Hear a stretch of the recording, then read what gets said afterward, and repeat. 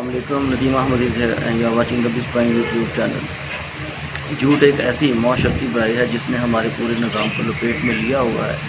اور جھوٹ کی وجہ سے ہمارا پورا معاشرہ جو ہے وہ انتشار کا شکار ہے. وہ کس طرح؟ اس کے پیچھے نبی پاک صلی اللہ علیہ وآلہ وسلم کی ایک حدیث مبارکہ کا ایک مفہوم بیان کرنے والا ہوں. نبی پاک صلی اللہ علیہ وسلم کے پاس ایک صحابی تشریف لاتے ہیں اور کہتے ہیں کہ یا رسول اللہ صلی اللہ علیہ وسلم، میرے اندر کچھ پریشانیاں ہیں، میرے اندر کچھ گناہ کرنے کی عادات ہیں، لیکن آپ صلی اللہ علیہ وآلہ وسلم کی وجہ سے میں کوئی ایک گناہ چھوڑنے کے لیے رضامند ہوں. تو آپ مجھے بتا دیں میں کون سا گناہ چھوڑوں. میں بدکاری کرتا ہوں، میں شراب پیتا ہوں، میں جوا کھیلتا ہوں،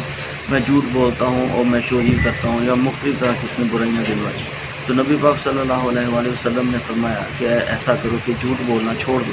وہ بندہ بڑا خوش ہوا کہ مجھے تو صرف جھوٹ بولنے سے منع کیا گیا ہے، جبکہ باقی اتنے بڑے گناہ میں کرتا ہوں اس کا تو مجھے روکا ہی نہیں گیا.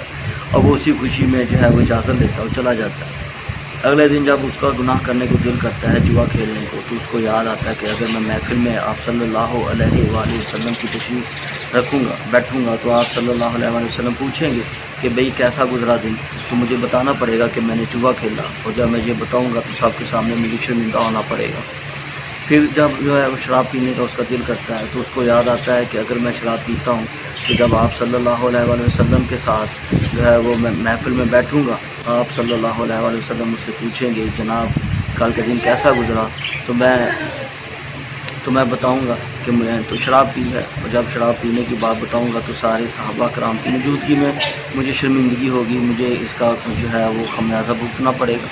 اسی طریقے سے جب وہ بدکاری کرنے لگتا ہے تو اس کو یاد آتا ہے کہ نبی پاک صلی اللہ علیہ وآلہ وسلم کے سامنے جب میں پیش ہوں گا تو مجھ سے پوچھیں گے بھی کیسا گزرا دن، تو مجھے بتانا پڑے گا کہ میں نے تو یہ گناہ کیا، کیونکہ آپ صلی اللہ علیہ وآلہ وسلم سے وعدہ جو کر لیا ہے کہ جھوٹ نہیں بولنا. تو یہ کرتے کرتے وہ اس دن کوئی بھی غلط کام نہیں کر پاتا، اور اگلے ہی دن نبی پاک صلی اللہ علیہ وسلم کی خدمت میں حاضر ہوتا ہے اور آپ صلی اللہ علیہ وسلم کے قدموں میں بیٹھ جاتا ہے اور کہتا ہے کہ آپ نے تو میرے سارے گناہ ہی ختم کروا دیے، آپ نے تو میری جڑ ہی پکڑ لی. اس حدیث مبارکہ اور مفہوم سے ہمیں پتہ چلتا ہے کہ جھوٹ کتنی بڑی برائی ہے. تو یوں کہا جا سکتا ہے کہ جھوٹ جو ہے وہ تمام گناہوں کی ماں ہے.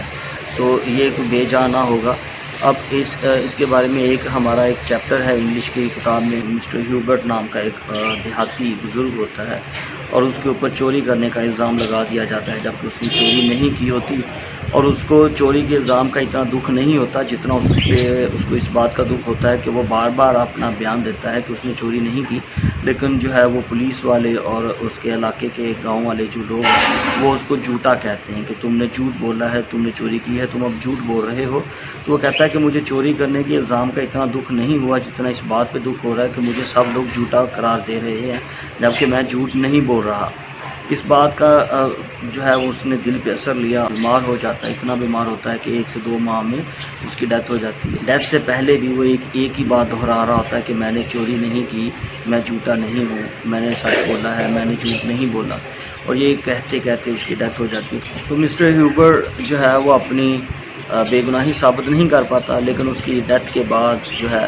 وہ کہتے ہیں کہ اس علاقے میں ایک خوفناک سیلاب آیا تھا، اور اس سیلاب میں اس گاؤں کے، اس علاقے کے تمام لوگ اپنی تمام جائیدادوں کے ساتھ جو ہے وہ بہہ جاتے ہیں اور مارے جاتے ہیں. لیکن صرف اور صرف اس سیلاب کی جو تباہ کاری اس سے مسٹر ہیوبرٹ کی جو قبر ہوتی ہے وہ محفوظ رہتی ہے.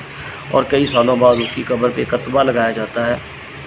جہاں پہ ایک تحریر لکھ دی جاتی ہے کہ یہاں پہ ایک ایسا شخص دفن ہے جو اپنی زندگی میں اپنی بے گناہی ثابت نہیں کر پایا کہ وہ جھوٹا نہیں ہے، لیکن جو ہے وہ اس کی بے گناہی سیلاب نے یا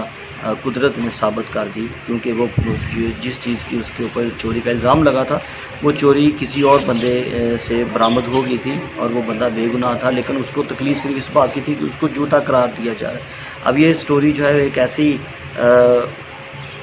ایسے شخص کی ہے یا ایک ایسی کمیونٹی کی ہے جو نان مسلم کمیونٹی ہے. مطلب میں یہ بات اس لیے کوٹ کر رہا ہوں کہ سب سے پہلے میں نے حدیث مبارکہ اس لیے بیان کی کہ ہمیں اندازہ ہونا چاہیے کہ ہمارے مذہب میں جھوٹ بولنا کتنا بڑا گناہ ہے جس کو ہم بے ضرر سمجھتے ہیں، اور ہمارے معاشرے میں ہر بندہ جو ہے وہ اپنے وقتی فائدے کے لیے، آسانی کے لیے فوری طور پر جھوٹ بول دیتا ہے کہ یہ کام میں نے نہیں کیا، لیکن اس کو اندازہ نہیں کہ وہ کتنا بڑا سماجی گناہ کر رہا ہے اور اپنی جو ہے وہ نیکیاں ضائع کر رہا ہے. اور دوسری اگزامپل جو ہے وہ میں نے ایک ایسے